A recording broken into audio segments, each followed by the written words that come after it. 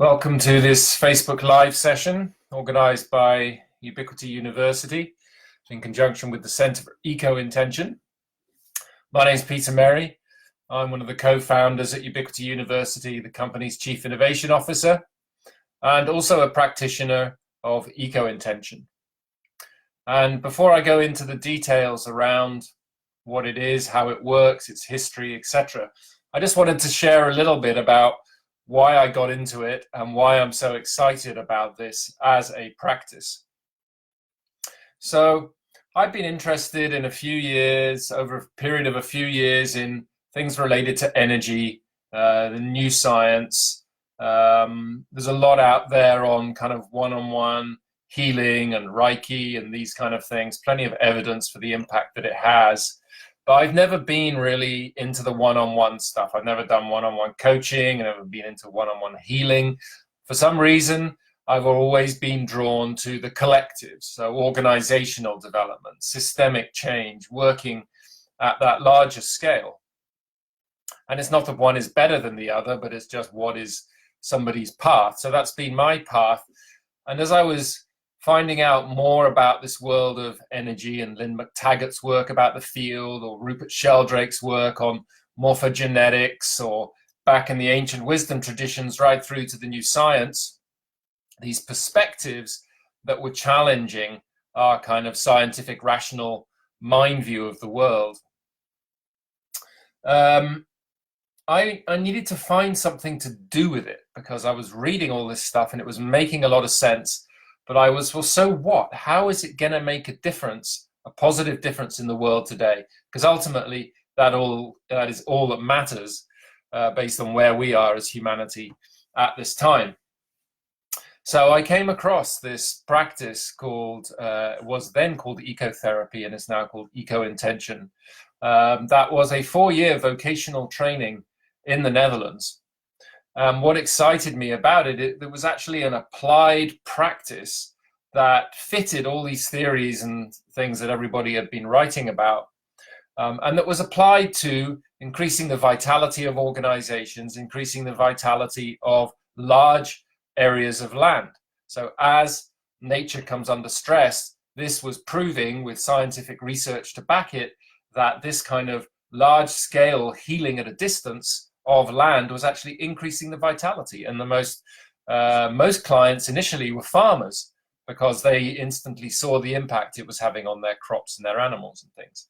And then the organizational development world discovered it and realized that what was applied to nature could also be applied to organizations, and found that when you applied this approach to organizations, it increased the probability of the organizations reaching their goals. It enhanced the vitality of the people. It meant the people running the organization had more time, had a better life-work balance as a result, and that the whole thing just ran more fluidly. So when I found this, I was determined to get to the bottom of it and did all the 4-year vocational training with Hans Anderweg and Rijk Bols. Their work has been mainly in Germany and the Netherlands over here, and increasingly international, but it's for the first time over the last year or two that we've taken this work into the English-speaking world. So we're starting to build a community of English language practitioners in what I think has got to be a practice of the future, because the impact that it has is so big and fits so well with new science's understanding of reality that as soon as people discover it and realize the impact it has, I think it's going to take off. So let me tell you a little bit about it. And to do so, I need to start with just the perspective and how I explain the perspective on life that explains how this works, basically, and what we're actually doing. So in the same time here, as you can see, there's the light spectrum. And what this shows, as we all know and we all accept, is that part of the light spectrum we can see, but there's also a large part of the light spectrum that we can't see. And the way new science explains reality is that everything is information. Basically, interestingly, it's information. It's information. Everything's information. When information comes into movement, it becomes energy. Energy expresses itself as waves. And as that information as energy reaches a certain density, when those waves actually become what they call standing waves, then it turns into the matter that we can see. But ultimately, that matter is still just a small part of the spectrum, like on this picture of the light spectrum, of the reality of information and energy. So there's a whole bunch of information and energy out there that just hasn't got the density yet, or the coherence yet of the waves for it to show up in our 3D material reality. So what this practice does is it expands the spectrum of reality that we work with to work also with the energy and information that lies outside of the material band of reality that we can all see, but is actually really important because it's out of those more subtle energies that this material reality emerges. So any work we do in that outside the material visible spectrum is increasing the probability of a certain manifest reality showing up. So that's the kind of worldview, as it were, that one basically needs to accept if this is going to make any sense and if this is going to resonate at all with you. The way I made sense of it first when I came across it, because most of my work up until the time I discovered this was in kind of organizational development, consulting, really using things like art of hosting, which is about creating meaningful conversations, turning those into useful action, working on the relationships in an organization, things like Theory U, all these practices that really work on creating a coherent field of relationships between the people in the organization.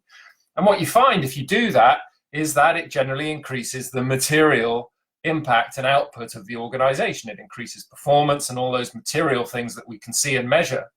It increases. Of course, it's very hard to measure the quality of relationship. But then as my work started getting into more complex domains, so I was working with multi-stakeholder projects around some sustainability goals, and you've got 20 organizations, it's very, very hard to keep that relational field and that relational architecture coherent. So together with my colleagues at the Center for Human Emergence in the Netherlands then, we were thinking, well, there must be some simplicity the other side of this complexity that we can work with, because at the moment we're trying to match the complexity with complexity and it's just getting too much.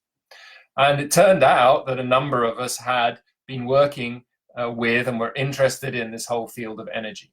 And so we started to explore that, and my way of understanding, which is still true now, is that in the same way that if you get the relational architecture coherent, it increases the grace and the functionality and performance of material reality, of the material architecture.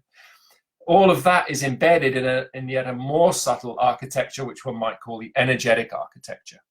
If you can get the energetic architecture of a system coherent, then it increases the probability of the relationships within that system being coherent, be they relationships between people or be they relationships between elements of a natural system, and therefore increases the probability of a vital material architecture, a material architecture filled with life that's going to do what it needs to do in service of life as a whole, of that materializing.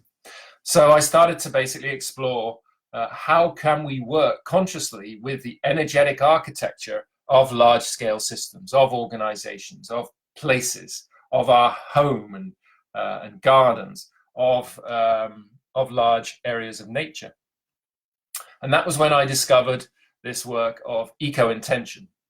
And just to give a kind of initial summary of what it is, if you have these three architectures, imagine that the blue triangle in this process here is the ideas or the concept, and that the red triangle here is its manifestation. Then when you have ideas or concepts that are not connected to reality, you have a tension, and that tension potentially is to be able to bring it in so that the ideas and the material reality, or the information and its manifestation, in the material world heal or become whole. So that's the same word originally, right? Heal and whole is originally the same word. Healing's about becoming whole. When those integrate, they become whole. And then once they've actually reached that wholeness and the life conditions change around them, or they built up a certain amount of energy, they push through each other to move to another higher level of being, another higher level of life, of vitality, of purpose. And that's what you see in the right-hand image there, called holy, healing whole to holy, because that star, as you might recognize, is in many traditions a holy symbol. And what's actually going on, which the dotted line represents, is that you're then shifting to another level, but then you're back, the cycle starts again. So if you follow it out to the dotted lines, then you actually see that the red and the blue are no longer integrated, but they're more like that first symbol. So there's a new vision that's emerged, let's say, and that vision hasn't yet been implemented. So there's a stretch once more between the energetic architecture, the material architecture, and then you go through this process again. So really what this practice of ECOintention is about is getting that system coherent and helping the purpose of a system to manifest in reality. Another way to think about that, which is part of the language and the imagery that ECOintention uses, is that on the right side, if you look at this blue arrow, that's an incoming arrow. You can imagine that as being the energetic information that is coming into manifestation. So that's the energetic architecture. And as you work with that, it's coming into form, in formation, it's coming into form.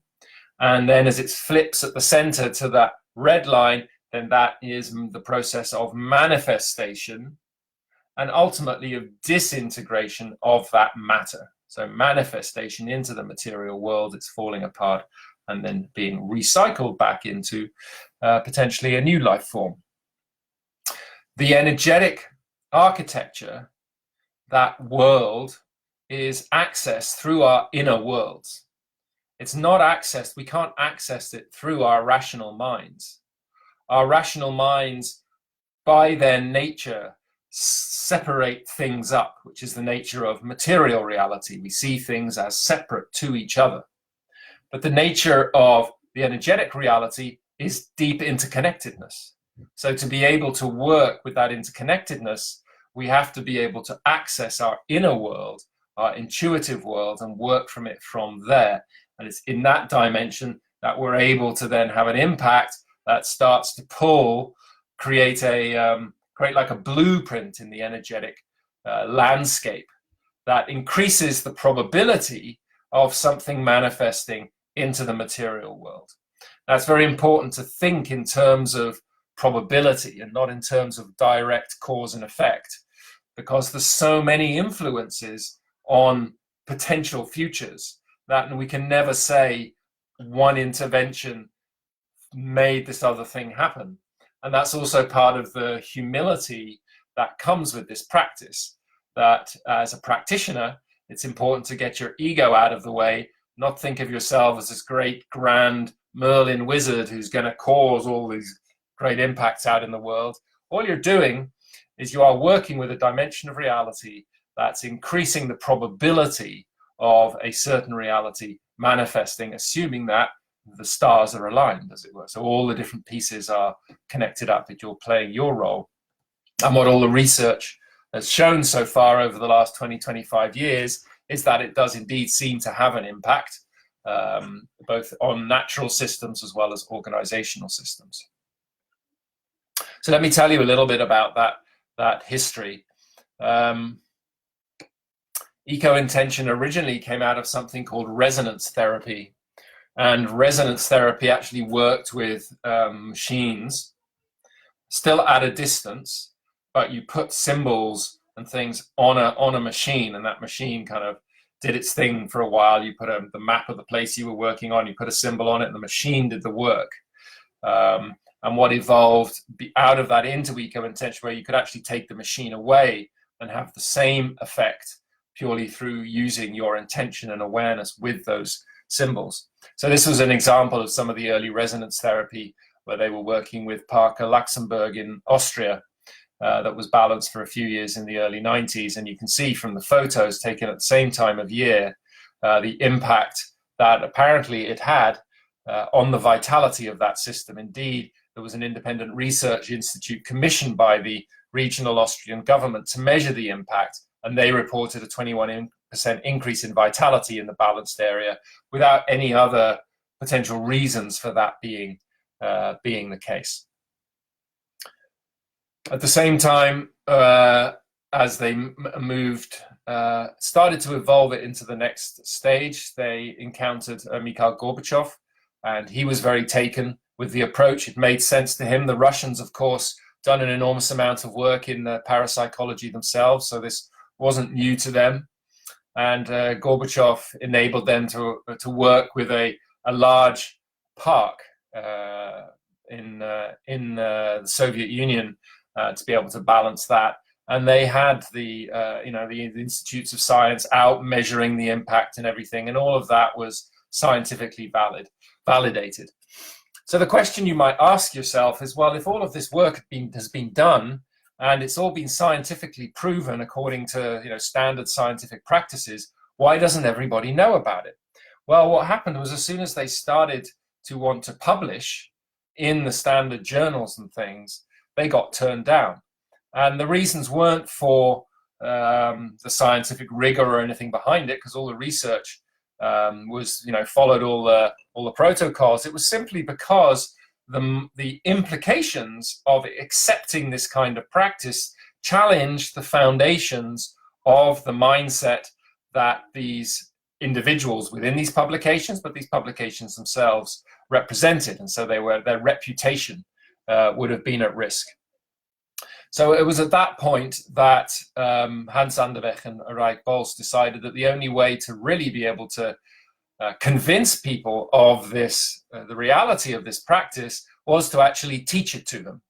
So that was when they moved to the Netherlands and started up what was then the Center for Ecotherapy and has now become the Center for ECOintention, to teach people how to work with this practice. And there's now over 100 qualified practicing ECOintention practitioners working with this approach in organizations and with natural areas, with people's homes in Netherlands and abroad. So here are some of the organizational effects. So every project that's done is researched. T1 means the time that like T1 is the first test, second test, third test, fourth test. So this was over a number of years. What they found is, if you look at those qualities, that the what we would call the guardian of the system, so the person in charge of the organization, or the person in charge of working with the woodland, for example, the impact that it has on them individually and the impact that it has on the system, they were asked to evaluate that over time, and there was statistically significant impact that it was having. So the individual things like having more time for myself, I'm more relaxed as an individual. At the same time, the organization is achieving its goals and there's more effective communication. The finances of the organization have improved. Individuals feeling self-confident, internal communication's better. Seems like luck is on my side, synchronicities, coincidences happening. The organizational side of things seems to be more coherent. The person really feels that they are stewarding their organization and system as a whole, and they are healthy, which for a lot of leaders is not always the case. People are often burnt out or stressed because of the organizations that they're running. So over the last 20-25 years, both the impact on natural systems, including farms and parklands, the impact on organizations has all been measured and validated, and more than 100 people trained in this approach. So how does it actually work? Well, this is an example of a project. Let's say this project is a house. So here's a picture of a house. Here's the photo of it from above. And here's a bigger kind of map of it. These numbers on here are what we call control points, where the ECOintention practitioner goes in and checks whether that energy and information is actually coming into the system. So the balancing is done at a distance. There's a practitioner who has like this symbol here with the round circle around it. That's what we call a resonator. So that is a map of the target, it would be called, the map of the house in this case, which acts as a resonator. So I don't know if you've ever had like a psychic reading or anything, but you sit in front of a psychic and they'll ask you to say your name a few times, and they'll ask you to maybe say your date of birth. And that's how they come into contact with the field of information associated with you as a person. That's what we would call a resonator, your name or your date of birth. And indeed, a resonator can be a ground plan, a map like this, but it could also be the name of a project. That acts as a way for the ECOintention practitioner to connect to the information and energetic field of that entity, of that house in this case, of that organization, of that area of land. And what happens is you do a read of a certain value, a set of values. You try to get a measure of like how healthy is this organization in relationship to its goals. And then you ask it what it needs in terms of intervention. It's like going to the doctor and saying, you know, could you give me a physical checkup? And if you just ask that generally, they'll do a general one. But if you say, I want to achieve this goal, I want to climb Mount Everest in 6 months, the physical checkup that they give you will take on a certain context and look quite different to if you say to them, you know, I'm going on holiday next week. Can you just give me a basic physical checkup? So this is like you do a checkup on the organization and you check these things. How grounded is the system? How much energy, life energy is in the system? Are there blockages in the system? Is there any information it needs? How clean or clear is it? And how integrated are the ideas and the manifest reality? So how is its ability for self-organization? So rather than having to rely on resources from outside, is it able to organize itself as a entity full of vitality with the information it needs to achieve its purpose? So there are certain measures. We measure those through dowsing. You can measure them with a pendulum, and you dowse those different information around these different criteria to see what the state of the organization is. And you then ask it what it needs next, whether it needs grounding or whether it needs energizing. And then you have a whole toolkit of different symbols or colors or bits of equipment occasionally that you can use to increase the grounding or increase the life energy or help clear up any blockages or stressed energy in the system, or connect it to a different information field to find a solution to something that it's struggling with. So you have your toolkit, you ask again, you're always checking with the system what it most prefers, so what's going to work most effectively for it. It's like not for every individual person, not the same kind of medicine works. For some people, it might be vitamins that help them. Some people, it might be a different kind of medicine, or it might be Bach flower remedies, or whatever it is. It might be some physical work. Different people, different systems have different needs and have a different fit with different kinds of intervention. So you're always asking the system through your dowsing what it needs. Dowsing, well, I'm not going to go into that now. We could maybe do a different one on it. But it's like muscle testing. If you've ever done muscle testing, you know, on people, you say your name and then say it's not your name and you find yourself weaker. So our body, dowsing is not anything to do with the pendulum itself, by the way. It's to do with the information that comes through your body that then sends micro movements. You make an agreement with your body mind that yes will make it go one way and no will make it go another way. And then when you ask a question, that information comes into your body mind, and then that creates the movement of the pendulum. So we make pendulums from nuts and bolts. It doesn't have to be a beautiful crystal pendulum. It's just about having a weight at the end that basically extends micro movements of your body. So that is how we pick up that information. This is what a workplace looks like when you're balancing a system, for example. So you have it's useful to have a cloth or something which demarcates the dimensions of your field to make, and we have a conscious practice to make sure that the energy and information of the system you're working with stays within that field and doesn't spill over into your house. You don't want the information of a woodland under stress or a big organization pouring into your house. So you create a field which contains it. You have your bit of paper with the map or the organization's name on it there. And you have the symbol that it is asked for on top.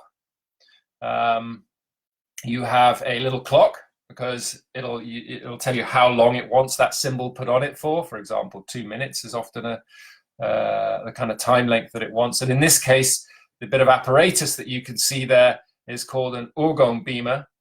And that basically helps to either send life energy into the system, orgone is a word for life energy, or to be able to help extract negative energies from the system. So basically, if you're balancing a system a few days a week for a few minutes, you're basically sitting down and you are using your toolkit to give the system what it asked for. And then every 10 days or so, you go back and you do another test of the values of the system, of its grounding, of its stressed and blocked energy, of its life vitality, etc., to see how it's doing, see how it's developing. And you track that on a graphics, so you always enter your data. The more concrete you can get, the more it helps the system to ground. You're working with subtle energies, but the point is you want to bring it into reality. So we use spreadsheets to map the data, be able to track the performance. It also helps when talking to the steward or the guardian of the system, the boss of the organization or the curator of the museum or whatever it is, to show them what's going on, and then to relate what is happening with these energetic values with what actually happens in the organization. So there's always connections between, oh, look, this is just, we've made this step here, or this particular value has crossed this value here, and you'll hear a story from on the ground that matches that energetic development. So these are the different values basically that we track over time towards the target values of what's basically a healthy and vital system. Having completed that phase of balancing the project and getting the values to the place they need to be, that takes maybe 9 months or so, 6 if you're lucky, 6 to 9 months. And the reason it takes time is not because it takes that long to affect the energetic values in the energetic architecture, because that can happen like this. Time, as you may know, is not linear within the subtle energetic realms. It's non-linear time. That means we could change them right like that. The reason, though, that the projects require more time is it takes time for the material reality to be able to adapt and integrate the change in the energy field. Otherwise, you're just like blowing up a balloon and then it just kind of deflates again. So the people and the other natural elements involved in the organization need to be able to grow into and grow with and move with the energy. And there's often, nearly always, a process of clearing out blocked and stressed energy in the system. That also means a clearing out of blocked and stressed energy in individuals in the system. And as you'll know, these processes take time, working with your shadow, working with patterns in yourself that are blocking for some reason the organization that you're running from moving forward. So that's why it takes that period of time to be able to get the whole system at the macro level coherent with the energetic values. So the energetic architecture, the relational architecture, material architecture. And then it takes another few months for all the subsystems to come into alignment. So if you've got it at the kind of macro level, it then takes time for it to trickle down or permeate, you could say, into the microsystems. But then once that has happened, then the process goes basically smoothly, and you can check it occasionally as a practitioner to see whether the values are being met. Now, what's an important part of this is that you're not just working at a distance energetically, you're also actually coaching the guardian or the steward of the system to work in particular with their intention. So the previous broadcast I did was around intention. So all of that, beyond scientific doubt, our intention impacts the otherwise random nature of events around us. That's just proven now. And so we got to coach. When you coach the steward of the system, the CEO or the head of the department or the person who looks after the woods or whatever it is, you coach them to work with their intention, because what that does is the intention uploads the information into the field that will become the future reality of that system. So the person who is ultimately accountable for the system as a whole needs to be able to work really consciously with the purpose, the vision, where they want to go, the goals they want to achieve, because that's what gives the system as a whole direction. What they don't need to do is to work out in detail how it's all going to happen. Obviously, work needs to be done on the ground and everything else, but what you notice is that when the energy is coherent and the intention is clear, the system starts to self-organize. So things start to happen. People come with ideas, people start doing things differently. The system self-organizes in alignment with the goals that you're wanting to achieve. So that's, a huge topic and a huge practice in a short amount of time. The reason that I think it's important now is because the complexity that we're facing as humanity and as the earth is so big that we need to work with all the dimensions of reality that we can. And as you start to work with the reality outside of our material reality, so the more subtle reality, you also develop a consciousness of greater interconnectedness, greater wholeness. And that's absolutely critical for the kind of solutions that we want to create today. So if we're only creating solutions from our rational mind, we're going to create solutions of separation. So we have to create solutions that come out of a place of wholeness and interconnectedness, not out of a place of separation. We need to use our rational minds to help implement these solutions, but the solutions need to be in collaboration with the dimensions of reality that we don't see around us, because that's where the wholeness and the interconnectedness is. And if we're not working consciously with those, then all sorts of stuff happens that we don't kind of understand why it is. We never wanted it to happen that way. All sorts of other influences come into our field because it's not coherent.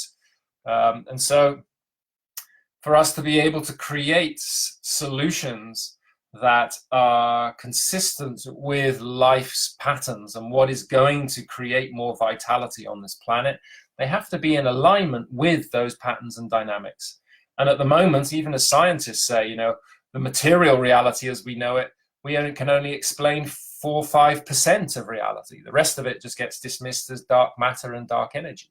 So there's no way we're going to be able to come up with the solutions we need just engaging 4 to 5% of reality. We have to expand that bandwidth. We have to expand our engagement of that bandwidth to more of reality, so that the chances of the solutions that we create being effective and serving all of life, that those chances are a lot higher.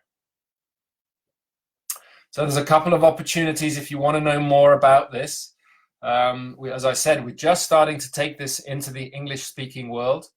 We have a training 13th to 17th of September this year in California. You can find more information on the Ubiquity University courses site.